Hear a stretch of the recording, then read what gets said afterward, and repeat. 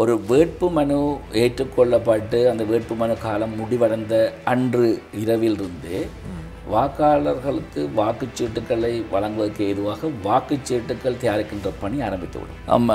தேர்தல் ஆணைக்குழு ஒரு சட்டத்தை உருவாக்குகின்ற நிறுவனம் அல்ல, உருவாக்கப்பட்ட சட்டத்தை நடைமுறைப்படுத்துகின்ற ஒரு நிறுவனமாகவே நாங்கள் செயல்படுகின்றோம். பிரச்சார கால பகுதி என்கின்றது ஒருவர் வேட்பு மனுவை கையளிக்கின்ற போது தவறுகள் இல்லாமல் சட்ட வல்லுநர்கள் இருக்கின்றன, சட்டத்திலே தெளிவாக விடயங்கள் இருக்கின்றன, கையெழுத்திருந்தால் அவர்களுக்கும் பூர்ணமான இந்த பிரச்சார கால பகுதி கிடைக்கிறது. ஆளும் எதிர்த்தரப்பு சகலரும் தேர்தல் ஆணைக்குழுவுக்கு எதிரான கருத்துக்கள் தெரிவிப்பதை நீங்கள் பார்த்திருப்பீர்கள். என்றால் தவறு இழைப்பவர்களை தவறு இழைக்க வேண்டாம் என்று கூறுகின்ற போது எம்மை விமர்சிப்பது வளமையாக இருக்கும். ஒரு தரம் தெரிவு செய்துவிட்டால் 4 ஆண்டுகளுக்கு அவர்கள் இருக்க போகிறார்கள். ஆகவே சரியானவர்களை தெரிவு செய்ய வேண்டும் என்றால் அனைவரும் சென்று வாக்களிக்க வேண்டும். முக்கியமாக நான் இந்த இடத்துல விக்கி 2 விடயங்களை கூறுகின்றேன். ஒன்று, நீங்கள் வாக்களிக்க செல்கின்ற போது எடுத்து செல்ல வேண்டிய ஆவணங்கள் சார்ந்து, இன்னும் ஒன்று வாக்களிப்பு நிலையத்தில் உங்களது செயற்பாடு சார்ந்து. 2ஐயும் வாக்காளர்களுக்கு இந்த இடத்திலே தெரிவிப்பது பொருத்தமாக இருக்கும் நான் நினைக்கிறேன். முதலாவதாக, வாக்காளர்கள் வாக்களிப்பு நிலையத்துக்கு செல்கின்ற போது நீங்கள் வாக்காளர் அட்டையை கட்டாயமாக எடுத்து செல்லுங்கள். ஆனால் வாக்காளர் அட்டை வாக்களிப்பு நிலையத்திலே கட்டாயமான ஆவணம் அல்ல.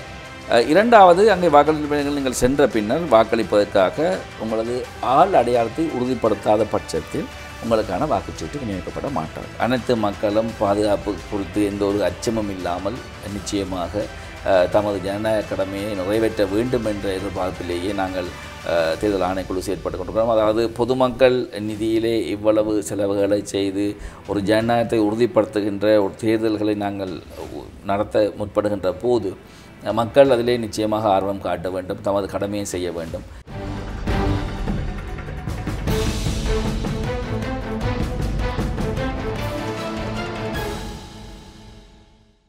சூரியன் எஃப்எம் நேயர்களுக்கு வணக்கம். இன்றும் விழுதுகள் நிகழ்ச்சியோடு இணைந்திருக்கிறோம். தேர்தலுக்கு இன்னும் ஒரு சில தினங்களில் இருக்கின்றன. இதன் காரணமாக இன்றைய தினம் தேர்தல் சம்பந்தமாக அவதானம் செலுத்துவதற்கு தீர்மானித்தோம். அதற்காக இலங்கையினுடைய மேலதிக தேர்தல்கள் ஆணையாளர் சிவசுப்பிரமணியம் அச்சுதன் அவர்கள் நிகழ்ச்சியில் கலந்து கொள்வதற்காக வந்திருக்கிறார். வணக்கம். வணக்கம் விக்கி. மீண்டும் ஒரு விழுதுகள் நிகழ்வு ஊடாக சூரியன் எஃப்எம் நேயர்களை சந்திப்பதில் தேர்தல் ஆணைக்குழு சார்ந்து எனது மகிழ்ச்சியை வெளிப்படுத்துகின்றேன். வணக்கம். தேர்தலுக்கான அறிவிப்பு வெளியான சில தினங்களில் உங்களை சந்தித்திருந்தோம். மீண்டும் ஒரு குறுகிய இடைவேளைக்குள் உங்களை சந்திக்கிறோம். தேர்தலுக்கான இன்னும் 2 தினங்கள் தான் இருக்கின்றன. இந்த சூழ்நிலையில் தேர்தலுக்கான ஏற்பாடுகள் எந்த மட்டத்தில் இருக்கின்றன? விக்கி, ஏற்கனவே உங்களுக்கு தெரியும், தேர்தல் ஆணைக்குழு 2 கட்டங்களாக வேட்புமனுக்கள் கோரியிருந்தது. அந்த வகையிலே 339 சபைகளுக்கான வேட்புமனுக்கள் ஏற்கப்பட்டு மே மாதம் 6ஆம் தேதி தேர்தல் நடத்துவதற்கான தீர்மானம் எடுக்கப்பட்டிருந்தது. அதுக்கு பின்னர் பல்வேறு நீதிமன்ற நடவடிக்கைகள் போன்ற விடயங்களால் இடர்கள் ஏற்பட்டாலும் கூட அந்த 339 சபைகளுக்கும் ஒரே தினத்திலே மே மாதம் 6ஆம் தேதி தேர்தல் நடத்துவதற்கான பூர்ணமான ஏற்பாடுகள் தேர்தல் ஆணைக்குழுவால் மேற்கொள்ளப்பட்டிருக்கின்றது. இந்த வகையிலே உங்களுக்கு தெரியும், ஏற்கனவே தபால் மூல வாக்களிப்பு நடவடிக்கைகள் பூர்ணப்படுத்தப்பட்டு தபால் மூல வாக்குகள் அந்தந்த மாவட்டங்களுக்கு கையளிக்கப்பட்டு இன்று அவற்றை அந்த வாக்குகள் எல்லாம் உரிய சபைகள் சார்ந்து பிரித்து அந்த பணிகள் எல்லாம் பூர்ணப்படுத்தப்பட்டிருக்கின்றது. அதேபோன்று சகல அச்சுப்பணிகளும் பூர்ணப்படுத்தப்பட்டு மாவட்டங்களுக்கு தேவையான படிவங்கள், காகிதாதிகள் அனைத்துமே 25 மாவட்டங்களிலும் காணப்படக்கூடிய சகல தேர்தல் அலுவலர்களுக்கும் அனுப்பி வைக்கப்பட்டிருக்கின்றது. வாக்காளருக்கு வாக்காளர் அட்டைகள் விநியோகிக்கப்பட்டிருக்கின்றன. அந்த வகையிலே தற்போது இறுதிக்கட்டமாக இந்த வாக்கெடுப்பு நிலையங்களின் தயார் நிலைகள் மற்றும் இந்த வாக்களிப்பு நிலையங்களுக்கு வாக்குச்சீட்டுக்களை அனுப்பி வைத்தல், வாக்குப்படி அனுப்பி வைத்தல் போன்ற விடயங்களுக்கான இறுதிக்கட்ட ஏற்பாடுகள் நடைபெற்றுக் கொண்டிருக்கின்றன. இந்த சூழ்நிலை அந்த உயர் நீதிமன்ற சம்பந்தமான வழக்குகள் குறித்த விடயத்தை குறிப்பிட்டிருந்தீர்கள். முக்கியமாக தேர்தல்களில் பல கடந்த முறை கூட நாம் இந்த சம்பந்தமாக கலந்துரையாடியிருந்தோம்.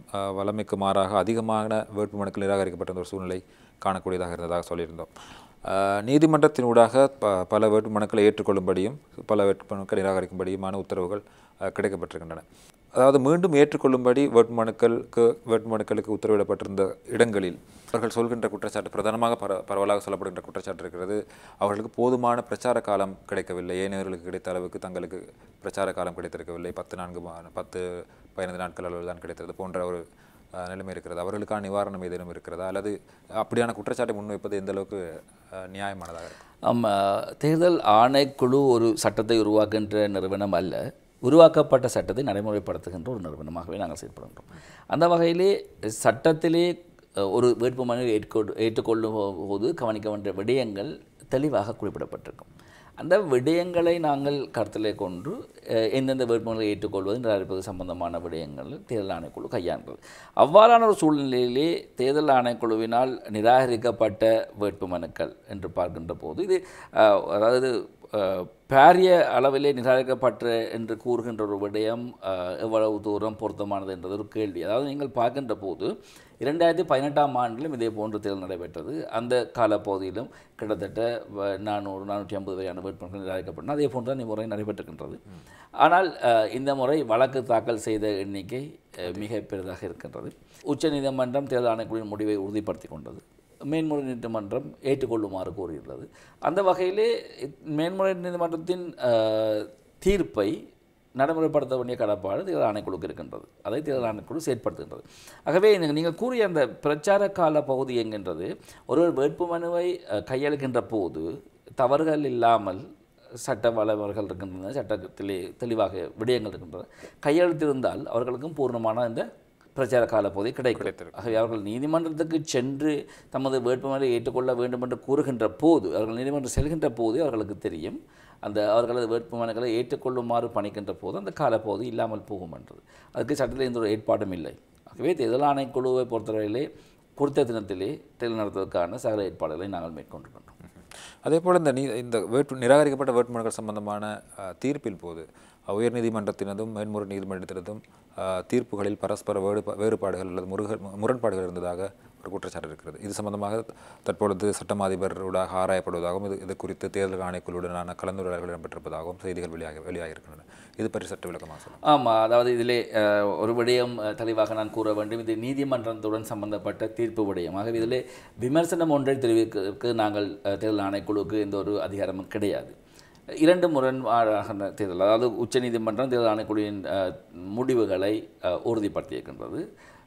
அதுக்கு மறுபுறத்திலே அதுக்கு பின்னர் வந்த தீர்ப்பிலே மேன்முறை நீதிமன்றம் தேர்தல் ஆணைக்குழுவினால் மேற்கொள்ளப்பட்ட முடிவுகளை நிராகரித்து ஏற்றுக்கொள்ளுமாறு தீர்மானம் தெரிவித்திருக்கின்றது. இது சம்பந்தமாக தேர்தல் ஆணைக்குழு சட்டமா அதிபருடன் விரிவாக கலந்துரையாடி சட்டமா அதிபரால் வழங்கப்பட்ட ஆலோசனை பிரகாரமே செயற்பட்டிருக்கின்றது. தேர்தலுக்கான வாக்கு சீட்டுகளுடைய அச்சிடல் பணிகள் நிறைவடைந்திருக்கக்கூடும். தற்பொழுது நிறைவடைந்து நீங்கள் வாக்கு சீட்டுகளை அனுப்பி வைத்திருப்பதாக சொல்லியிருந்தீர்கள். இந்த தீர்ப்பு வாக்கு சீட்டினுடைய அச்சு பணிகளில் எந்த மாதிரியான தாக்கத்தை ஏற்படுத்தியிருந்தது? ஆமாம், அதாவது இதில் முக்கியமாக மக்களும் சரி ஊடகவியலாளர் நீங்களும் தெரிஞ்சு கொள்ள வேண்டிய விடயம், ஒரு வேட்புமனு ஏற்றுக்கொள்ளப்பட்டு அந்த வேட்புமனு காலம் முடிவடைந்த அன்று இரவிலிருந்தே வாக்காளர்களுக்கு வாக்குச்சீட்டுகளை வழங்குவதற்கு ஏதுவாக வாக்குச்சீட்டுகள் தயாரிக்கின்ற பணி ஆரம்பித்து 2-3 தினங்களுக்குள் அவையெல்லாம் பரிசீலிக்கப்பட்டு உறுதிப்படுத்தப்பட்டு அரசு அச்சகத்தினர்களுக்கு வழங்கப்பட்டு அச்சிடுகின்ற பணி ஆரம்பிக்கப்பட்டுவிடும். அவ்வாறு அச்சிடுகின்ற பணி ஆரம்பிக்கப்படுகின்ற போது முதலாவதாக நாங்கள் செய்வது ஒட்டுமொத்தமாக முழு வாக்குச்சீட்டுகளையும் உடனடியாக அச்சிட முடியாது. ஆகவே இந்த தபால் மூல வாக்களிப்புக்கு தேவையான வாக்குச்சீட்டுகளை அச்சடிக்கின்ற பணி இடம்பெறும். அந்த பணி மிக விரைவாக, அதாவது இந்த தேர்தல் சார்ந்த இந்த நீதிமன்ற தீர்ப்புகள் வருகின்ற போது பெரும்பாலும் அந்த பணிகள் முடிவடைந்திருந்தன. ஆகவே தீர்ப்புகளால் மாற்றம் வருகின்ற போது மீண்டும் அந்த சபைகளுக்கான வாக்குச்சீட்டுகளை மீள நாங்கள் அச்சிட்டிருக்கின்றோம். அப்படி மீள அச்சிடும் போது தேர்தல் ஆணைக்குழு கலந்த அரசாங்கத்துக்கு பொதுவாக எந்த அளவுக்கு நட்டம் ஏற்பட்டது, குறிப்பிடத்தக்க அளவுக்கான நட்டம் ஏற்பட்டது? நிச்சயமாக அதில், அதாவது ஏற்கனவே அச்சிடப்பட்ட வாக்குச்சீட்டுகளுக்கு செலவான அந்த பணம் விரயமாக இருக்கும். இருந்தாலும் கூட ஒரு நீதிமன்ற தீர்ப்பை நாங்கள் நிச்சயமாக நடைமுறைப்படுத்த வேண்டிய தேவை ஒன்றுகின்றது. ஒன்று. அடுத்தது, சரியான வாக்குச்சீட்டுகளை வாக்காளருக்கு வழங்க வேண்டிய கடமை தேர்தல் ஆணைக்குழுக்கு இருக்கின்றது. ஆக இது அந்த தீர்ப்பின் பிரகாரம் மாற்றம் பெற்றிருந்த வகையிலே அந்த பணி நிறைவேற்றப்பட்டது. அதே போல் தேர்தல் வன்முறைகள் அல்லது தேர்தல் சட்டமுறை விதிமுறை மீறல்கள் சம்பந்தமான பதிவுகள் இடம்பெற்று வருகின்றன, அன்றாடம் வெளியிடப்பட்டு வருகிறது. அதில் ஏதேனும் அதிகரிப்புகளை காண்கின்றீர்களா? இந்த விதிமீறல்கள் சம்பந்தமான உங்களுடைய கருத்து? இதிலே நாங்கள் பார்க்க வேண்டிய விடயம் என்றால் 339 தேர்தல்கள் ஒரே நேரத்தில் நடைபெற்றுக் கொண்டிருக்கின்றது. ஆகவே அந்த 339 தேர்தல்கள் சார்ந்தும் பல முறைப்பாடுகள் மேற்கொள்ளப்பட்டு கொண்டே இருக்கின்றது. அவற்றுக்கான நடவடிக்கைகள் விரைவாக தேர்தல் ஆணைக்குழு மேற்கொண்டு வருகின்றது.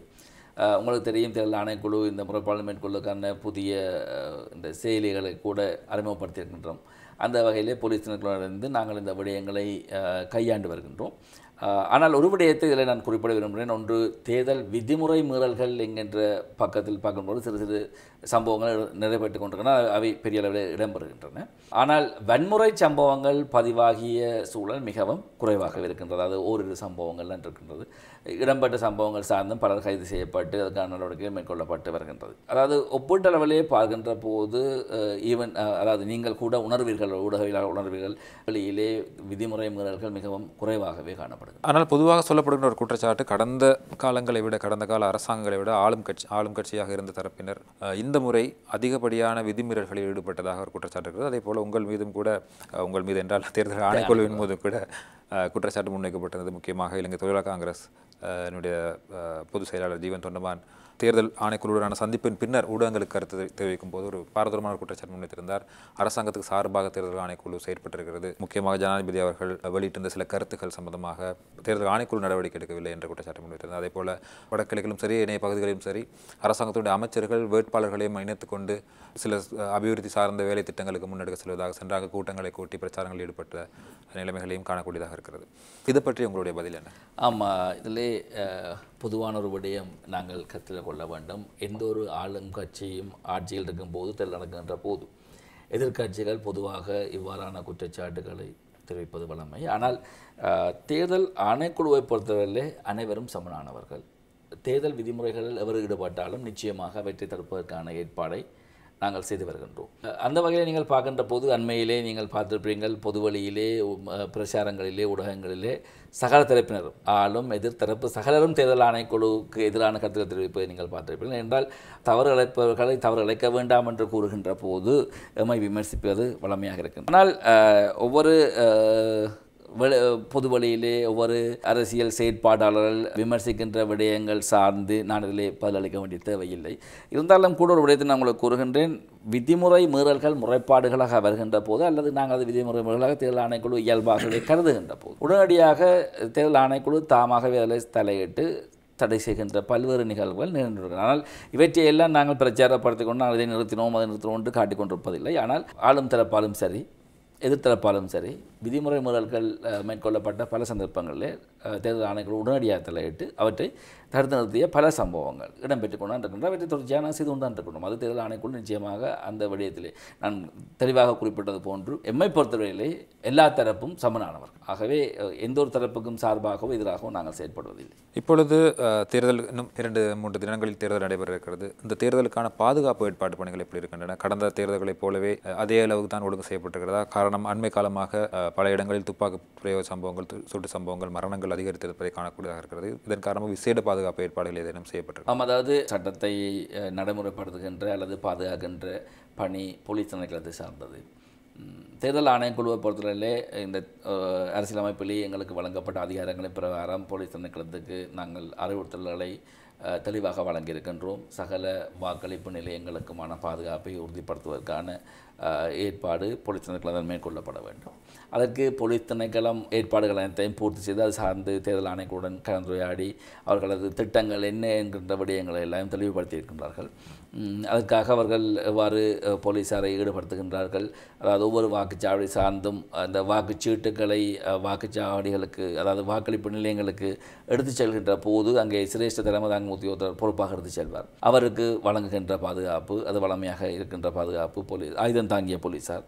அதன் பின்னர் அன்று இரவு அங்கே வாக்களிப்பு நிலையங்களுக்கான பாதுகாப்பு ஆயுதம் தாங்கிய போலீஸாரால் மேற்கொள்ளப்படும். அதை விட உங்களுக்கு தெரியும், நடமாடும் போலீஸ் வாகனங்கள், காவல் வாகனங்கள் ஒவ்வொரு குறிப்பிட்ட பகுதியையும் எவ்வாறு அவர்கள் திட்டமிட்டு பாதுகாக்கின்றார்கள் என்ற விடயங்கள். ஏதாவது அவசர நிலைமை ஏற்பட்டால் உடனடியாக அவற்றை எவ்வாறு நாங்கள் கையாள்வது என்பது சார்ந்து அதற்காக அவர்கள் தயார் நிலையிலே தேவை ஏற்படுகின்ற பட்சத்திலே முப்படையினர் உதவியை பெற்றுக்கொள்வதற்கான ஏற்பாடுகள் போன்ற எல்லா விடயங்களும் கலந்துரையாடப்பட்டு அவர்களது திட்டங்களை எங்களுக்கு அவர்கள் வழங்கியிருக்கிறார்கள். அதுக்கான அறிவுறுத்தல் வழங்கப்பட்டு பூர்த்தியாகப்பட்டிருக்கிறது. இப்படியாக இருந்தால் மக்கள் அச்சமின்றி முறையும் வாக்களிப்பு நிலையங்களுக்கு சென்று தங்களுடைய வாக்குகளை பதிவு செய்ய முடியும். ஆமாம், அதாவது நீங்கள் அண்மை கால பகுதியில் நீங்கள் நோக்குகின்ற போது ஒரு விடயத்தை பார்க்கலாம் விக்கி. அதாவது அண்மை காலம் என்று நான் கூறுகின்றது பார்க்கின்ற போது 2015ஆம் ஆண்டில் 2010ஆம் ஆண்டு போன்ற காலப்பகுதி பின்னர் பார்க்கின்ற போது தேர்தல் காலங்களின் போது வாக்களிப்பு நிலையங்கள் சார்ந்து வன்முறைகள் எதுவும் இடம்பெறுவதில்லை. அந்த நாள் பாதுகாப்பாக இருக்கின்றது. ஆகவே அனைத்து மக்களும் பாதுகாப்பு குறித்து எந்த ஒரு அச்சமும் இல்லாமல் நிச்சயமாக தமது ஜனநாயக கடமையை நிறைவேற்ற வேண்டும் என்ற எதிர்பார்ப்பிலேயே நாங்கள் தேர்தல் ஆணைக்குழு செயற்பட்டு கொண்டிருக்கிறோம். அதாவது பொதுமக்கள் நிதியிலே இவ்வளவு செலவுகளை செய்து ஒரு ஜனநாயகத்தை உறுதிப்படுத்துகின்ற ஒரு தேர்தல்களை நாங்கள் நடத்த முற்படுகின்ற போது மக்கள் அதிலே நிச்சயமாக ஆர்வம் காட்ட வேண்டும், தமது கடமையை செய்ய வேண்டும், வாக்களிக்க வேண்டும். அதிலே அச்சப்படுவதற்கு எதுவும் இல்லை. துணிந்து நீங்கள் உங்களுக்கு விருப்பமான நீங்கள் தெரிவு செய்கின்ற கட்சிக்கோ அல்லது சுயேட்சை குழுக்களுக்கோ வாக்காளர்கள் வாக்களிக்க வேண்டும் என்று நாங்கள் எதிர்பார்க்கின்றோம். பொதுவாக பிரச்சாரங்களில் ஈடுபடுகின்ற கட்சிகளுடன் கலந்துரையாடும் போது அல்லது வேட்பாளர்களோ அவர்கள் அரசியல் சார்ந்தவர்களுடன் கலந்துரையாடும் பொழுது பொதுவாக இந்த முறை தேர்தல் சம்பந்தமாக சொல்லப்பட்ட ஒரு விடயம் மக்கள் மத்தியில் உள்ளாட்சி மன்ற தேர்தலுக்கான வாக்களிப்புக்கான ஆர்வம் மிக குறைவாக இருக்கிறது என்ற ஒரு கருத்தை அவர்கள் பெரும்பாலான இடங்களில் சொல்லியிருந்தார்கள். அப்படியான ஏதேனும் சமிக்கைகள் உங்களுக்கு கிடைத்திருக்கிறதா? அது சம்பந்தமாக இல்லை, இதில் 2 பக்கத்தை நான் குறிப்பிட விரும்புகிறேன். ஒன்று, ஊகங்களின் அடிப்படையில் தீர்மானங்கள் எடுப்பது பொருத்தமற்றது. என்றால் ஒரு தேர்தல் ஒன்று வந்து தேர்தலுக்கு மக்கள் வாக்களித்த பின்னரே வாக்களிப்பு வீதம் நாங்கள் கூற முடியும். ஈவன் நீங்கள் பார்க்கின்ற போது கடந்த ஜனாதிபதி தேர்தலாக இருந்தாலும் சரி, பாராளுமன்ற தேர்தல், அதாவது பாராளுமன்ற தேர்தல் குறிப்பாக நடக்கின்ற போது இங்கே தேர்தல் நடக்கின்றதா என்று சிந்திக்கிற அளவிலே மக்கள் ஆர்வமில்லை மாறிய ஒரு நிலைமை இருந்தது. இருந்தாலும் கூட 60% வரையான வாக்குகள் அளிக்கப்பட்டன. இதிலே அந்த வகையில் நாங்கள் முன்கூட்டிய ஊகங்களை தெரிவிக்க முடியாது. ஒன்று, பொறுப்பு வாய்ந்த அரசியல் செயற்பாட்டாளர்கள் என்ற வகையில் இவ்வாறான ஊகங்களை தவிர்க்க வேண்டும், ஊடகங்களும் தவிர்க்க வேண்டும் என்று நான் விரும்புகிறேன். என்றால் இந்த ஊகங்கள் சில சமயங்களில் வாக்களிப்பதற்கு அரைகுறை மனதோடு இருப்பவர்கள் கூட பின்வாங்க செய்கின்ற ஒரு சூழல் ஏற்படலாம். ஆனால் இதில் நான் ஒரு விடயத்தை ஒரு பொது சேவையில் இருக்கின்ற ஒரு உத்தியோகத்தராக, தேர்தல் ஆணைக்குழுவில் கடமையாற்ற ஒரு உத்தியோகத்தராக குறிப்பிட விரும்புகின்றேன். ஒவ்வொருவருக்கும் ஜனநாயக கடமை ஒன்று இருக்கின்றது, இந்த தேர்தலை வாக்களிப்பதற்கு. ஒன்று. இரண்டாவது, உள்ளூர் அதிகார சபைகளின் பணிகளை பார்க்கின்ற போது அந்தந்த பகுதிகளிலே, கிராமங்களிலே, நகரங்களிலே அல்லது உங்களது பகுதிகளிலே உங்களுக்கு தேவையான ஒவ்வொரு மக்களுக்கும் தேவையான அடிப்படை வசதிகளை வழங்குகின்ற பணி, அதாவது கழிவகத்தில் இருந்தாலும் சரி, வடிகால் அமைப்பு, நீர்வளங்கள், மின்சாரம், பாதை ஒழுங்குகள் போன்ற பல்வேறு விடயங்களை கையாளுகின்றார்கள். அடுத்தது ப்ரிவென்டிவ் ஹெல்த், அதாவது சுகாதார பாதுகாப்பு போன்ற விடயங்கள் எல்லாம் பார்க்கிறார்கள். அதிலே தான் உங்களுக்கு தெரியும் இந்த உணவகங்களின் சுத்தம், அவர்கள் சுகாதாரம் போன்ற பல விடயங்கள். இதற்கு சரியானவர்களை நீங்கள் தெரிவு செய்து உங்கள் பகுதியிலே உங்கள் சேவைகளை பெற்றுக்கொள்வதற்கு வாக்களிக்காமல் இருந்து வீட்டில் இருந்து விட்டு இந்த சபை எனக்கு சேவை செய்யவில்லை, இல்லை வேலை இல்லை, இவர்கள் ஒன்றும் செய்யவில்லை, சரியாக செயற்படவில்லை என்று பின்னர் குறை சொல்வதில் அர்த்தமில்லை. ஆகவே நீங்கள் ஒரு தரம் தெரிவு செய்து விட்டால் 4 ஆண்டுகளுக்கு அவர்கள் இருக்க போகிறார்கள். ஆகவே சரியானவர்களை தெரிவு செய்ய வேண்டும் என்றால் அனைவரும் சென்று வாக்களிக்க வேண்டும். வாக்களித்தால் உரிமை இருக்கின்றது. நீங்கள் போய் கேட்கலாம், நான் வாக்களிச்சினால் நீங்கள் செய்யவில்லை. ஸோ ஆகவே ஒவ்வொருவரும் இந்த கடமையை சரியாக செய்ய வேண்டும். இல்லை, நாங்கள் ஆர்வமாக எதிர்பார்க்கின்றோம் ஒரு 80% வரையான வாக்களிப்பு இடம்பெற வேண்டும். மக்கள் அவ்வாறு வாக்களிப்பது தான் பொருத்தமாக இருக்கும். ஏனென்றால் இது நாம் எமக்காக முதல் படியாக எமக்கு அண்மையிலேயே எமது பகுதியிலேயே எமது கிராமத்திலே இருக்கின்ற பிரதிநிதிகள் தெரிவு செய்கின்ற ஒரு தேர்தல். ஆகவே அனைவரும் கட்டாயமாக வாக்களிக்க வேண்டும். வாக்களியுங்கள், உங்கள் பிரதிநிதிகளை சரியானவர்கள் தெரிவு செய்யுங்கள் என்று நான் கேட்டுக்கொள்கின்றேன். இந்த சந்தர்ப்பத்தை நான் பயன்படுத்துகின்றேன். ஒவ்வொரு வாக்காளர்களும் நான் கோரிக்கை விடுக்கின்றோம், தேர்தல் ஆணைக்குழு சார்ந்து, அதாவது வாக்களிப்பதில் தவிர்த்திருக்க வேண்டாம், கட்டாயமாக வாக்களியுங்கள், உங்கள் ஜனநாயக கடமையை நிறைவேற்றுங்கள், பொறுப்புள்ள ஒரு சமுதாயத்தை உருவாக்குவதற்கு பங்களியுங்கள். அதே போல அந்த வாக்களிக்கும் முறைமை சம்பந்தமான விடயம் சம்பந்தமாக கலந்துரையாட வேண்டும். ஏனைய தேர்தல்களிலிருந்து இந்த முறை இந்த தேர்தல் உள்ளூராட்சி மன்ற தேர்தல் என்பது சற்று வித்தியாசமாக இருக்கும் என்ற ஒரு விடயம் இருந்தது. இதில் வாக்களிக்கின்ற சரியான முறைமை என்ன, நிராகரிக்கப்படுவதற்கான சந்தர்ப்பங்கள் எப்படி இருக்கின்றன, நிராகரிக்கப்படாமல் வாக்குகளை பிரயோகிப்பதற்கு என்ன மாதிரியான நடைமுறைகளை பின்பற்ற வேண்டும்? நான் நினைக்கின்றேன் இந்த உள்ளூராட்சி மன்றங்களுக்கு தற்போது நடைமுறையில் இல்லை. அதாவது 2017ஆம் ஆண்டின் 16ஆம் இலக்க திருத்தச் சட்டம் மூலமாக உள்ளூர் அதிகார சபைகளுக்கான தேர்தல் திருத்தச் சட்டம் மூலமாக உருவாக்கப்பட்ட அந்த கலப்பு முறைமை, அதாவது வட்டார மற்றும் விகிதாசார முறையில் தெரிவு செய்கின்ற இந்த கலப்பு முறையிலே வாக்களிப்பது மிகவும் இலகுவாக இருக்கும். என்றால் ஒவ்வொரு உள்ளூராட்சி சபைகள் சார்ந்து போட்டியிடுகின்ற கட்சிகள், சுயேட்சை குழுக்களின் இந்த பெயர்களும் சின்னங்களும் வாக்குச்சீட்டிலே காணப்படும். ஒருவர் ஒரு வாக்கினை மட்டுமே அளிக்க முடியும். இங்கே விருப்பு வாக்குங்கின்ற ஒரு விடயம் இல்லை. ஆகவே ஒவ்வொரு வாக்காளரும் தான் விரும்புகின்ற கட்சிக்கோ அல்லது சுயேட்சை குழுக்களுக்கோ புள்ளடி இடுவதனூடாக வாக்களித்தல் ஏற்றுக்கொள்ளப்படக்கூடியதாக இருக்கும். ஆகவே நீங்கள் இந்த வாக்குச்சீட்டை பார்க்கின்ற போது இந்த வாக்குச்சீட்டு அமைப்பு மிகவும் சிறிதாகவே இந்த முறை காணப்படும். பெரிய ஒரு வாக்குச்சீட்டு இருக்காது என்றால் அந்த பகுதிகளில் போட்டியாளர்கள் மாத்திரமே அதில் இருக்கின்றார்கள். ஆகவே ஒவ்வொரு கட்சியும் நீங்கள் தெரியும் இந்த வேட்புமனுக்களை ஏற்றுக்கொள்கின்ற போது நான் கடந்த முறை கூறியிருந்தேன் 2 வேட்புமனுக்கள், ஒன்று வட்டாரக்கான வேட்புமனு, அடுத்தது மேலதிக வேட்புமனு. அந்த வட்டாரங்கள் சார்ந்து யார் யார் தன் கட்சி சார்ந்து போட்டியிடுகின்றார் என்றதை அந்த வேட்புமனுக்களே அந்த கட்சிகள் குறிப்பிட்டிருப்பார்கள். ஆனால் வாக்குச்சீட்டிலே அந்தந்த கட்சிகளின் பெயர் சிங்கள அகரவரிசையிலே ஒழுங்குபடுத்தப்பட்டிருக்கும். அதுக்கு அடுத்ததாக வலப்பக்கத்திலே கட்சிகளுக்கு குறித்தெழுதப்பட்ட சின்னங்கள், அதனைத் தொடர்ந்து சுயேட்சை குழுக்கள் அவர்களுக்கு இலக்கம் 1, 2, 3 என்று சுயேட்சை குழு 1, சுயேட்சை குழு 2 வரும். அவர்களுக்கு குறித்தொதுக்கப்பட்ட சின்னங்கள் இருக்கும். அதுக்கு அடுத்ததாக அந்த புள்ளடிகின்ற கூடு இருக்கும். அந்த கூட்டுக்குள்ளே நீங்கள் புள்ளடிட்டு வாக்களிக்கக்கூடியதாக இருக்கும். ஆகவே இன்னும் ஒன்று விடையை நீங்கள் அந்த வாக்குச்சீட்டின் பின்புறத்தை பார்ப்பீர்களாக இருந்தால் அது எந்த மாவட்டத்தைச் சேர்ந்தது, எந்த வாக்களிப்பு நிலையத்து, அதாவது எந்த பிரதேச சபையோ அல்லது நகர சபையோ அல்லது மாநகர சபையோ அந்த உள்ளூராட்சி மன்றத்துக்குரிய என்றதும் அதில் அச்சிடப்பட்டிருக்கும். ஆகவே வாக்காளர்கள் அங்கே சரியான வாக்குச்சீட்டு தான் வழங்கப்படும். அதிலே நீங்கள் உங்களுக்கு பிடித்த நீங்கள் தெரிவு செய்கின்ற கட்சிக்கோ சுயேட்சை குழுக்களுக்கோ புள்ளடியிடுவதனூடாக உங்கள் வாக்கை செலுத்தக்கூடியதாக இருக்கும். புள்ளடி மாத்திரம்தான் இடப்பட வேண்டுமா அல்லது வேறு? அதிலே முக்கியமான விடயம் என்னென்றால் சட்டத்திலே கூறியிருக்கின்ற விடயம் வாக்களிக்கின்ற போது புள்ளடியிட்டு வாக்களிக்க வேண்டும் என்கின்றது தான். ஆகவே புள்ளடியிடுவதற்கூடாக வாக்களிக்க வேண்டும் என்பதுதான் தேர்தல் ஆணைக்குழுவின் எதிர்பார்ப்பு. இருந்தாலும் கூட அந்த வாக்குச்சீட்டுக்கள் கணக்கெடுக்கப்படுகின்ற போது அந்த வாக்காளரின் அதில் தெளிவாக புரியக்கூடிய வகையிலே அல்லது ஏற்றுக்கொள்ளக்கூடிய வகையிலே வாக்களித்திருந்தால் வாக்காளர் சந்தர்ப்பத்திலே அவற்றை ஏற்றுக்கொள்வது வழமை. அடுத்ததாக இந்த உறுப்பினர் தெரிவு சம்பந்தமான ஒரு குழப்ப நிலை இருக்கிறது மக்கள் மத்தியில். கலப்பு முறையில் தேர்தல் நடைபெறும் போது விகிதாசார முறைமை, வட்டார முறைமை என்ற 2 வகையிலான உறுப்பினர்கள் உள்ளாட்சி மன்றங்களுக்கு தெரிவு செய்யப்படுகிறார்கள். இது எவ்வாறு நிகழ்கிறது என்பதை சற்று விளக்கமாக சொல்லுங்கள். ஆமாம், நான் நினைக்கின்றேன் இது ஒரு கணிப்பீடு சம்பந்தப்பட்ட ஒரு விடயம். நான் நினைக்கிறேன் ஒரு இதில் ஒரு ஒயிட் போர்டு ஒன்று வச்சு நான் அதை எழுதி வழங்கப்பட்டிருந்தால் கூடுதல் விளக்கமாக இருந்தாலும் கூட ஒரு புரிதல் ஏற்படக்கூடிய வகையிலே நான் அதுக்கான பதிலை வழங்கக்கூடியதாக இருக்கும். அதாவது உங்களுக்கு தெரியும், ஒவ்வொரு வாக்குச்சீட்டும் அந்தந்த உள்ளூராட்சி மன்றம் சார்ந்ததாக காணப்படும். அது வட்டாரத்திலே மக்கள் அந்தந்த கட்சிக்காக வாக்களிப்பார்கள். வாக்களிக்கின்ற கட்சிக்கோ சுயேட்சை குழுக்களோ வாக்களிக்கின்றார்கள். வாக்களித்த பின்னர் வாக்கு அங்கே அதே வட்டாரத்துக்குள்ளேயே கணக்கெடுக்கப்படும். அதாவது மத்திய நிலையம் ஒன்றுக்கு எடுத்து விடப்படாது, அங்கே கணக்கெடுக்கப்படுகின்றது. அவ்வாறு கணக்கெடுக்கப்படுகின்ற போது கணக்கெடுப்பு முடிவுகின்ற போது அந்த குறிப்பிட்ட வட்டாரத்திலே சில வேளை 1க்கு மேற்பட்ட வாக்களிப்பு நிலையங்கள் இருக்கும். அனைத்து வாக்களிப்பு நிலையங்களிலும் இந்த கணக்கெடுக்கப்பட்ட வாக்குகள் எல்லாம் ஒன்றாக ஒரு தாளிலே கணிப்பீடு செய்யப்பட்டு அந்த வட்டாரத்திற்கு ஒட்டுமொத்தமாக ஒவ்வொரு கட்சியும் சுயேட்சை குழுக்களும் பெற்றுக்கொண்ட வாக்குகளின் எண்ணிக்கை குறித்து கொள்ளப்படும். அவ்வாறு குறித்து கொள்ளப்பட்ட பின்னர் அந்த குறிப்பிட்ட அந்த வட்டாரத்திலே ஒரு கட்சியோ சுயேட்சை குழுக்களோ பார்க்கின்ற போது எந்த கட்சி அல்லது சுயேட்சை குழு அதிகப்படியான வாக்கை பெற்றிருக்கிறார்களோ அந்த கட்சி சார்ந்த உறுப்பினர் அந்த வட்டாரத்துக்காக தெரிவு செய்யப்பட்டவராக பெயர் கொடுத்து அதிலே அறிவிக்கப்படுவார்.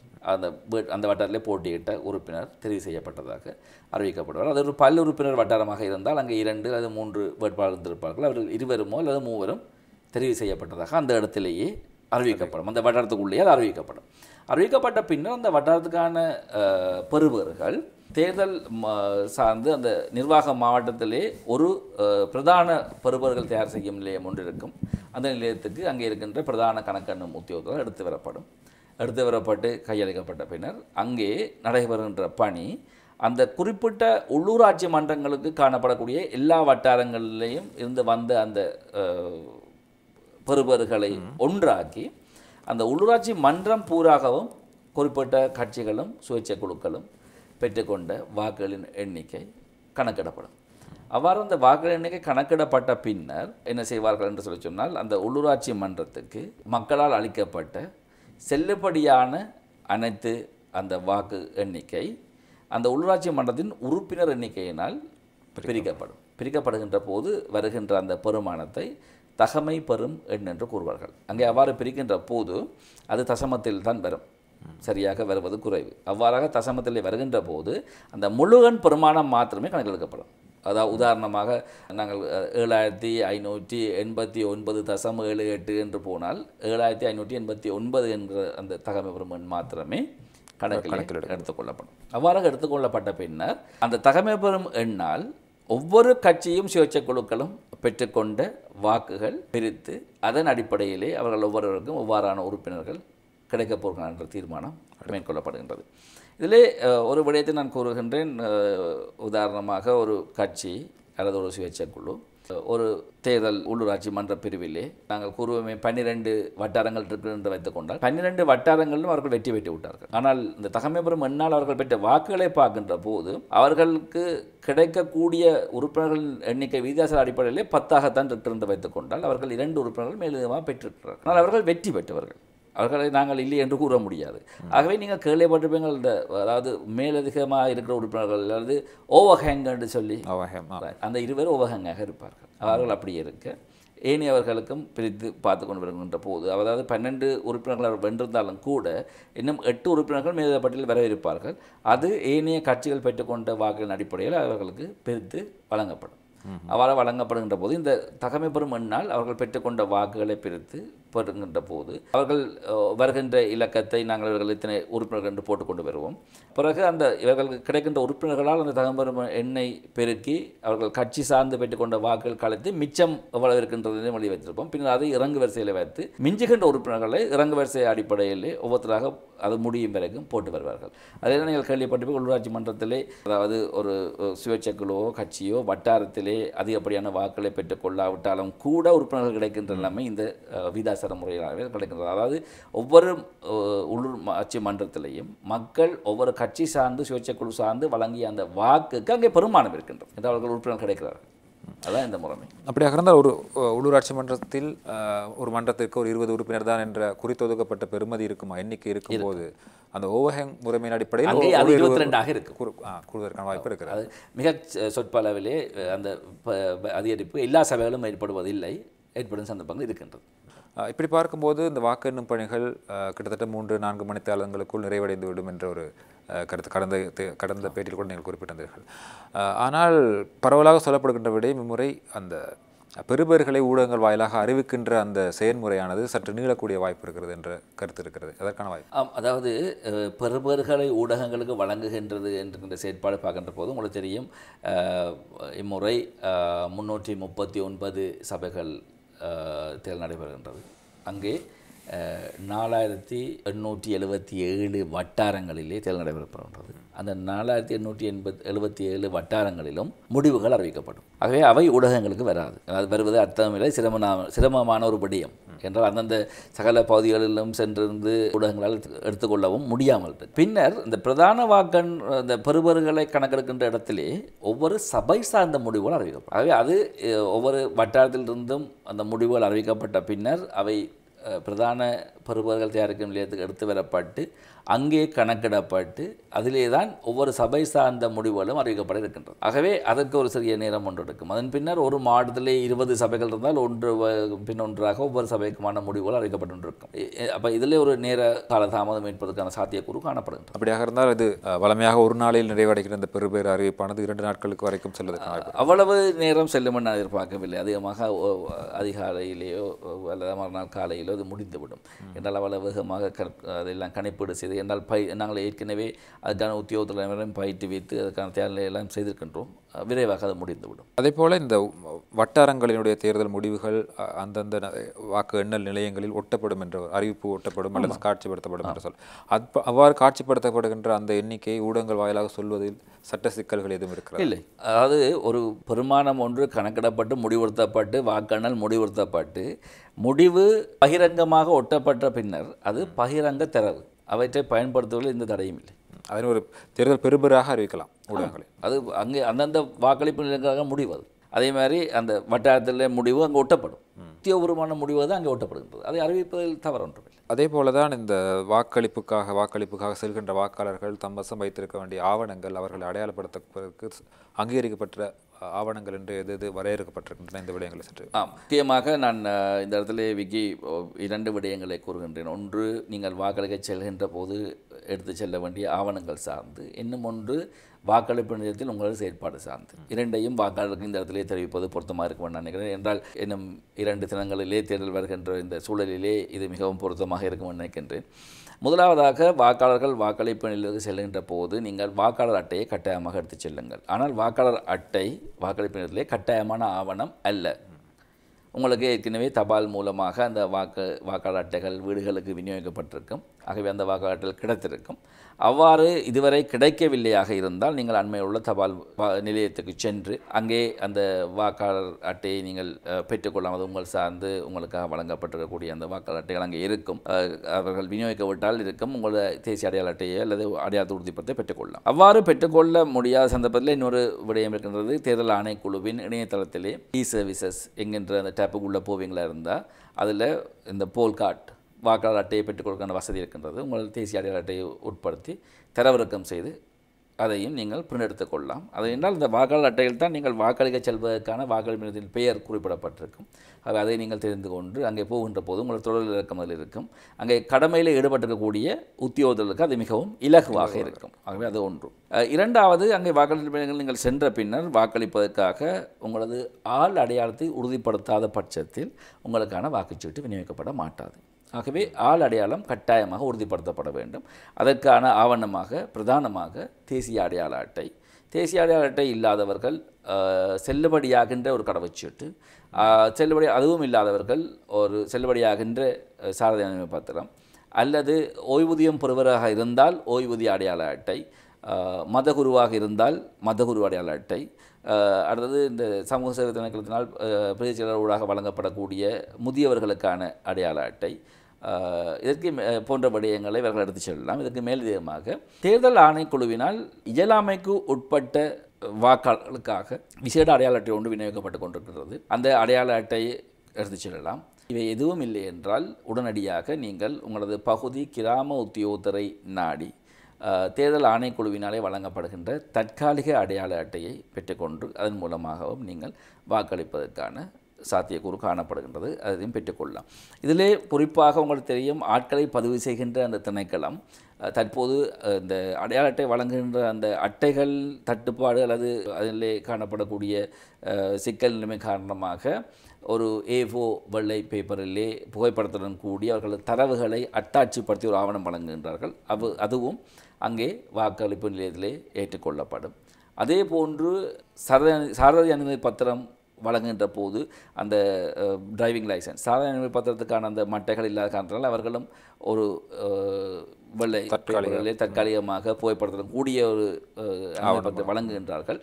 அது செல்லுபடியானதாக இருக்கும் பட்சத்திலே அதையும் வாக்குச்சாவடியில் ஏற்றுக்கொள்வார்கள், எடுத்து செல்லக்கூடியதாக இருக்கும். அதுக்கு அடுத்ததாக உங்களுக்கு தெரியும், நீங்கள் உங்கள் அடையாளத்தை உறுதிப்படுத்திய பின்னர் இடது கையின் சிறு விரலிலே அளிக்க முடியாத மை மூலமாக அடையாளமிடப்படும். அதுக்கு வாக்காளர்கள் ஒத்துழைக்க வேண்டும். அவர் அடையாளமிட சந்தர்ப்பத்தை வழங்குவதற்கு மறுத்தால் அவர்களுக்கு வாக்குச்சீட்டு வழங்கப்படாது. அல்லது அந்த அடையாளம் அளிக்கப்பட்டதாகவோ அப்படி ஏதாவது கண்டுபிடித்தாலும் வாக்களிக்கிறதுக்கு அவர்கள் அங்கே அனுமதிக்கப்பட மாட்டார்கள். ஆகவே கை சிறு விரலிலே அந்த இடது கை விரலிலே அடையாளம் விடுவதற்கான அனுமதியை அவர்கள் வழங்க வேண்டும்.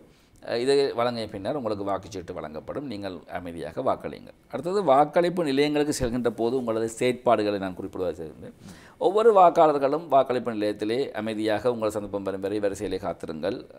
அங்கே தேர்தல் கடமையில் ஈடுபடக்கூடிய போலீஸ் உத்தியோகர்களுக்கோ அல்லது அரசு உத்தியோகர்களுக்கோ இடையூறு ஏற்படுத்துவது சட்டமுறையான செயற்பாடாக கருதப்பட்டு நீங்கள் கைது செய்யப்படவோ அல்லது உங்களுக்கு எதிராக சட்ட நடவடிக்கை எடுக்கப்படவோ காரணமாக அமையும். ஒருவர் ஒரு முறை மாத்திரமே வாக்களிக்க முடியும்.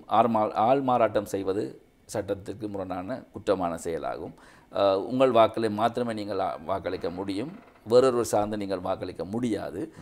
ஆகவே அந்த விடயங்களை கருத்தில் கொள்ளுங்கள். அமைதியாக சென்று வாக்களியுங்கள், விரைவாக சென்று வாக்களியுங்கள். வாக்களித்து விட்டு இனிய உங்கள் கடமையில் ஈடுபடுங்கள். கூட்டமாக செல்லுதல், கூட்டமாக சேர்ந்து நிறுத்தல், அந்த வாக்களிப்பு சுற்றுப்பிரதேசங்களிலே பிரச்சாரத்தில் ஈடுபடுதல் அல்லது கட்சியோ சுயேட்சை குழுக்களோ ஊக்குவிக்கும் வகையில் அல்லது அவர்களுக்கு பாதிப்பு ஏற்படும் வகையில் செயற்படுவது அனைத்துமே தடை செய்யப்பட்ட குற்றமாக கருதப்படும். அதேபோல் இந்த வாக்கு எண்ணப்படும் நிலையங்களில் அரசியல் கட்சிகள் மற்றும் சுயேட்சை குழுக்களுடைய உறுப்பினர்களுடைய அல்லது சுயேட்சை குழுக்களுடைய பிரதிநிதிகள் எந்த அளவுக்கு அனுமதிக்கப்படுவார்கள், என்னென்ன வரைமுறை? ஆமாம், அந்த செயற்பாடுகள் எல்லாம் அந்த கட்சிகளுக்கும் சுயேட்சை குழுக்களுக்கும் அறிவிக்கப்பட்டு அவர்களது பிரதிநிதிகள் எல்லாம் ஏற்றுக்கொள்ளப்பட்டு முகவர்களை நியமிக்கலாம் அல்லது வேட்பாளர்கள் தாங்களே முகவர்களாக அந்த நிலையங்களுக்கு செல்லலாம். அதற்கான ஏற்பாடுகள் அனைத்துமே செய்யப்பட்டு அதற்கான அனுமதிகள் வழங்கப்பட்டு கொண்டிருக்கின்றது. இன்று நாளையோடு அதெல்லாம் பூர்த்தியாகப்பட்டுவிடும். வாக்கெண்ணல் நடக்கின்ற போதும் சரி, வாக்களிப்பு நடக்கின்ற போதும் சரி, அவர்கள் அங்கே தடுத்து நின்று அரசியல் கட்சி முகவர்களும் சுயேட்சை அந்த செயற்பாட்டை பூர்ணமாக கண்காணிப்புக்கான அனுமதி வழங்கப்பட்டது. அதே போல பொதுவாக தேர்தல்களில் வாக்களிக்கின்ற போது ஊடகவியலாளர்கள் அதிகமாக வாக்களிப்பதிலிருந்து தவிர்க்கப்படுகின்ற ஒரு நிலை அல்லது வாக்களிப்பை தவிர்க்கின்ற ஒரு நிலை அதிகமாக இருக்கிறது. காரணம், அநேகமாக ஊடகவியலாளர்கள் தூர பிரதேசங்களில் வசிப்பதும் அந்த தேர்தல் ஒரே தினத்தில் விடுமுறை எடுத்து வாக்களித்து விட்டு மீண்டும் தனது ஊடக பணியை செய்வதில் இருக்கின்ற சிரமம். இதற்காக அவர்களும் இந்த அஞ்சல் மூல வாக்களிப்புக்கு உள்வாங்கப்பட வேண்டும் என்ற கோரிக்கை நீண்ட காலமாக முன்வைக்கப்பட்டிருக்கிறது. இதற்கான யோசனை கூட பல சந்தர்ப்பங்களில் நீங்கள் பாராளுமன்றத்துக்கு சமர்ப்பித்திருப்பதாக அறிகிறோம். இதில் இருக்கின்ற நடைமுறை சிக்கல் என்ன? இதிலே அதாவது விஜய் நீங்கள் கூறியது போன்று ஊடகவியல்கள் மாத்திரமல்ல, தேர்தல் ஆணைக்குழு பல்வேறு நபர்களுக்கு வாக்களிக்கும் சந்தர்ப்பமாக சிந்திக்கின்றோம். அதாவது முக்கியமாக நீங்கள் பார்க்கின்ற போது ஊடகவியலாளர்கள், அரசு இந்த அத்தியாவசிய சேவையில் ஈடுபட்டிருக்கக்கூடிய வைத்தியர்கள், வைத்தியசாலை சார்ந்த உத்தியோகத்தர்கள், பெருந்தெருக்கள், அதே போன்று விமான நிலையங்கள், துறைமுகங்கள், அங்கே கடமையாற்றும் யாருக்கும் வாக்களிக்க சந்தர்ப்பம் கிடைப்பதில்லை. அன்றைய தினம் அதை மூட முடியாது, இயங்க வேண்டும். ஆகவே இவ்வாறான நிலைமையை கருத்தில் கொண்டு நாங்கள் முன்கூட்டிய வாக்குப்பதிவுக்கான கோரிக்கையை தொடர்ச்சியாக முன்வைத்து வருகின்றோம். தெரிவுக்குழுக்களுக்கு சமர்ப்பித்து கடைசியாக கடந்த அரசாங்க காலத்தில் இருந்த தெரிவுக்குழுவை ஏற்றுக்கொண்டு அமைச்சரவையும் ஏற்றுக்கொண்டு அது சட்டமாக வரையப்பட்டு, நான் நினைக்கின்றேன் சட்டவறிஞர் திணைக்களத்தில் அது வரையப்பட்டு நிறைவேற்றப்பட்டு பாராளுமன்றத்துக்கு சமர்ப்பிக்கின்ற ஒரு சூழலில் அது காணப்படுகின்றது. அவற்றை விரைவாக நிறைவேற்றுகின்ற பட்சத்திலே நீங்கள் கூறிய இந்த அனைத்து தரப்பினருக்கும் முன்கூட்டிய வாக்களிப்புக்கான சந்தர்ப்பம் கிடைக்கும். தேர்தலுக்கு வெளியே ஒரு கேள்வி இறுதியாக கேட்டுக்கொள்ள நினைக்கிறேன். அண்மையில் இலங்கைக்கு விஜயம் மேற்கொண்டிருந்த ஐரோப்பிய ஒன்றியத்தினுடைய பிரதிநிதி குழு தேர்தல் ஆணைக்குழுவையும் சந்தித்திருந்தது. முக்கியமாக இலங்கைக்கு GSP+ வரி சலுகை நீடிப்பதா இல்லையா என்ற ஒரு ஆய்வுக்காக அந்த குழு இங்கு வந்திருக்கிறது. அவர்கள் என்ன மாதிரியான விடயங்களை உங்களிடம் கேட்டறிந்திருந்தார்கள்? அதாவது இலங்கைக்கு GSP+ஐ நீடிக்கின்றதுன்றது அது தொடர்ச்சியான ஒரு மீளாய்வோடு சம்பந்தப்பட்ட விடயம். அதில் பல விடயங்களை அவர்கள் கையாள்வார்கள். அதுக்காக கண்டிஷன்ஸ் என்று சொல்லுவோம், என்ன பல விஷயங்களை அவர் சொல்லுவார்கள், இதெல்லாம் செய்திருக்கணும் என்று சொல்லி. அவ்வாறான அந்த அவர்களது கோரிக்கைகள் அல்லது முன்மொழிவுகளை இலங்கை நிறைவேற்ற வேண்டும். அவ்வாறாக நிறைவேற்கின்ற போதே அவர்கள் GSP+க்கான சலுகையை நீடிக்கின்ற ஒரு சந்தர்ப்பம் இருக்கின்றது. ஆகவே தற்போது இலங்கையிலே இந்த வரி GSP+ வரி சலுகை நீடிப்பதற்கான குழு தங்கி இருக்கின்றது. அது தேர்தல் ஆணைக்குழுவையும் சந்தித்தது. ஏனென்று சொல்லி சொன்னால், தேர்தல் ஆணைக்குழு சார்ந்து கடந்த 2 தேர்தலிலுமே ஐரோப்பிய ஒன்றியத்தின் கண்காணிப்பாளர்கள் கடமையில் ஈடுபட்டிருந்தார்கள். இலங்கையின் ஜனநாயக விழுமியங்களையும் பண்புகளையும் செயற்பாடுகளையும் மேலும் மெருகூட்டுவதற்கும் முன்னேற்றுவதற்கான பல்வேறு பரிந்துரைகள் அவர்கள் செய்திருந்தார்கள்.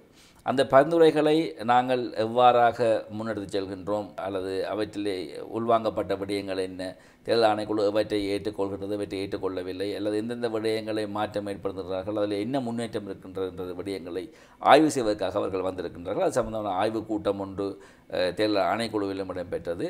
அதே போன்று வெளிநாட்டு அலுவலர்கள் அமைச்சிலையும் இடம்பெற்றது. மீண்டும் நாளை மறுதினமும் அவ்வாறான ஒரு ஆய்வு நிகழ்வொன்று அல்லது அது சம்பந்தமான ஒரு மீளாய்வு கூட்டம் ஒன்று வெளிநாட்டு அமைச்சில் இடம்பெறுவதற்கும் இருக்கின்றது. அதிலே தேர்தல் ஆணைக்குழு சார்ந்தும் ஒரு பிரதிநிதி கலந்து கொள்வார். நிகழ்ச்சி நிறைவு செய்யும் நேரம் இருக்கிறது. இறுதியாக இன்னும் ஒரு கேள்வி கேட்டுக்கொள்கிறேன். அனைவராலும் பேசப்படுகின்ற ஒரு விடயம் இருக்கிறது. மாகாண சபை தேர்தல் சம்பந்தமாக இந்த வருடத்துக்குள் மாகாண சபைக்கான தேர்தல் நடைபெறும் என்ற அறிவிப்பை அரசாங்கம் ஆரம்பத்தில் வெளியிட்டிருந்தது. இது சம்பந்தமாக அரசாங்கத்துக்கும் உங்களுக்கும் இடையில் ஏதேனும் கலந்துரையாடல்கள் அல்லது தொடர்பாடல்கள் இடம்பெற்றிருக்கின்றனவா? அப்படி ஒரு மாகாண சபை தேர்தலுக்கான அறிவிப்பு வெளியிடப்படுமாக இருந்தால் அதற்கான தயார் நிலை தேர்தல் ஆணைக்குழுவினால் எந்த மட்டத்தில் இருக்கிறது? அதாவது இலங்கையிலே அரசியலமைப்பிலே குறிப்பிடப்பட்ட தேர்தல் ஆணைக்குழு உருவாக்கப்பட்டு அல்லது தேர்தல் திணைக்களம் முன்னர் உருவாக்கப்பட்ட நோக்கம் தேர்தல் நடத்துவது. ஆகவே ஒரு ஜனநாயக ஒரு அடிப்படை பண்பாக அல்லது அடிப்படை தேவைப்பாடாக தேர்தல்கள் காணப்படுகின்றது. ஆகவே அந்த தேர்தல்கள் நிச்சயமாக இடம்பெற வேண்டும். அந்த வகையிலே தேர்தல்களை பிற்போடுவதை தேர்தல் ஆணைக்குழு ஒருபோதும் ஏற்றுக்கொள்ளவில்லை. ஆகவே தேர்தல்கள் வருகின்ற போது அவற்றை எவ்வளவு விரைவாக முடிவுறுத்த வேண்டுமோ அவற்றை செயற்படுத்த வேண்டும் என்பதிலே நாங்கள் தெளிவாக இருக்கின்றோம். உங்களுக்கு தெரியும், 2024ஆம் ஆண்டு ஜனாதிபதி தேர்தல் முடிவடைந்து ஜனாதிபதியாக தெரிவு செய்யப்பட்டது சார்ந்து உத்தியோகபூர்வமாக நாங்கள் தேர்தல் ஆணைக்குழுவிலே அந்த முடிவுகளை வெளியிடுகின்ற போது கூட தற்போதைய ஜனாதிபதி கௌரவ அனுரகுமார் திசாநாயக்க அவர்களிடம் தேர்தல் ஆணைக்குழு தவிசாளர் வேண்டுகோளை விடுத்திருந்தார். விரைவாக இந்த தேர்தல் நடத்துவதற்கு நாங்கள் விரும்புகின்றோம் என்று கூறி அதுக்கான சட்ட சிக்கல் காணப்படுகின்றது. என்றால் தேர்தல் முறைமை மாற்றப்பட்டது, ஆனால் அதுக்கான தொகுதிகளுக்கான எல்லை நிர்ணயம் மேற்கொள்ளப்படவில்லை. ஆகவே பழைய முறையிலாவது இந்த தேர்தல் நடத்த வேண்டும் என்கின்ற கோரிக்கையை நாங்கள் முன்வைத்திருக்கின்றோம். அவற்றை நிறைவேற்ற வேண்டும், பாராளுமன்றத்தில் நிறைவேற்றி தருகின்ற பட்சத்திலே தேர்தலை நடத்துவதற்கு தேர்தல் ஆணைக்குழு எந்த நேரத்திலும் தயாராக இருக்கின்றது. அதாவது உங்களுக்கு தெரியும், இப்போது அடுத்தடுத்து 3 தேர்தல்கள் நாங்கள் மிகவும் குறுகிய இடைவேளைக்கு இடையிலே செய்து முடித்திருக்கின்றோம். அதே போன்று இன்னொரு தேர்தல் நடத்துவதற்கும் தேர்தல் ஆணைக்குழு தயாராகவே இருக்கின்றது. மிக்க நன்றி திரு அச்சுதன் அவர்களே. ஒரு குறுகிய அழைப்பில் எமது கலையகத்துக்கு வந்து மிக முக்கியமான விடயங்களை தெரிவித்திருந்தீர்கள். உங்களுடைய வேலை பலுவான இந்த காலகட்டத்திலும் கூட மிகவும் நன்றிகள். வணக்கம். இங்கே ஒரு முக்கியமான விடயம், பொதுவாக ஊடகங்களுக்கு இந்த நாட்களிலே அடிக்கடி நாங்கள் செல்வது வழமை.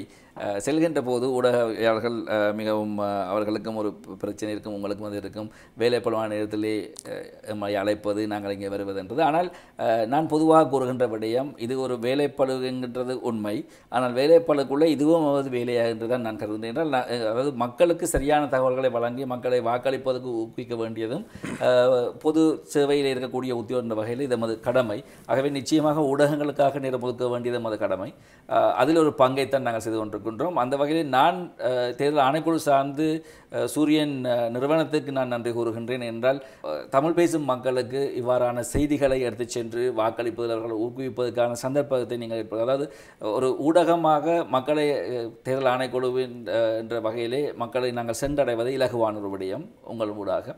அந்த வகையிலே இந்த சந்தர்ப்பத்துக்கு நன்றிகளை கூறிக்கொண்டு ஒரு நீதியான, சுதந்திரமான, கௌரவமான ஒரு தேர்தல் நடைபெற வேண்டும் என்கிறதை தேர்தல் ஆணைக்குழுவின் எதிர்பார்ப்பு. அதே போன்று மக்களே, இது உங்கள் பகுதிக்குரிய தேர்தல், உங்கள் பிரதிநிதிகள் தெரிவு செய்கின்ற தேர்தல். உங்கள் கிராமங்களில், நகரங்களில் அல்லது உங்கள் வீதிகளில் கூட உங்களுக்காக சேவை செய்வர்கள் நீங்கள் தெரிவு செய்கின்ற தேர்தல். ஆகவே நிச்சயமாக வாக்களியுங்கள், கட்டாயமாக வாக்களித்து உங்கள் பிரதிநிதிகள் தெரிவு செய்து கொள்ளுங்கள். இதுவரை காலமும் நடைபெற்ற இந்த பிரச்சாரங்கள் எல்லாம் நீங்கள் கேட்டிருப்பீர்கள். இன்று நள்ளிரவிலிருந்து பிரச்சாரங்கள் அனைத்தும் நிறுத்தப்படும். ஆகவே அந்த அடுத்த 2 நாட்கள் இருக்கின்ற அந்த அமைதி கால பகுதியிலே சரியாக சிந்தித்து சீர்தூக்கி பார்த்து உங்களுக்கு பொருத்தமான சரியான அரசியல் கட்சியோ சுயேட்சை குழுக்களோ சார்ந்த வேட்பாளர் தெரிவு செய்து திறமையான ஒரு சேவையை வழங்குகின்ற உள்ளூராட்சி மன்றத்தை உருவாக்குவதற்காக மக்கள் அனைவரும் ஒத்துழைக்க வேண்டும், வாக்களிக்க வேண்டும், ஜனநாயகத்தை பாதுகாக்க வேண்டும் என்று கேட்டுக்கொண்டு சந்தர்ப்பத்துக்கு நன்றி கூறி விடைபெறுகின்றேன். நன்றி, வணக்கம். நன்றி நேயர்களே. நிகழ்ச்சி உங்களுக்கு நிச்சயமாக பிரயோஜனமாக அமைந்திருக்கும். மீண்டும் இன்னும் ஒரு நிகழ்ச்சியில் இன்னும் ஒரு அதிதியுடன் சந்திப்போம் அடுத்த வாரம். அதுவரைக்கும் நிகழ்ச்சி தயாரிப்பாளர் ராகுலுடன் விடைபெற்று செல்லும் நான் பரமேஸ்வரன் விக்னேஸ்வரன். வணக்கம்.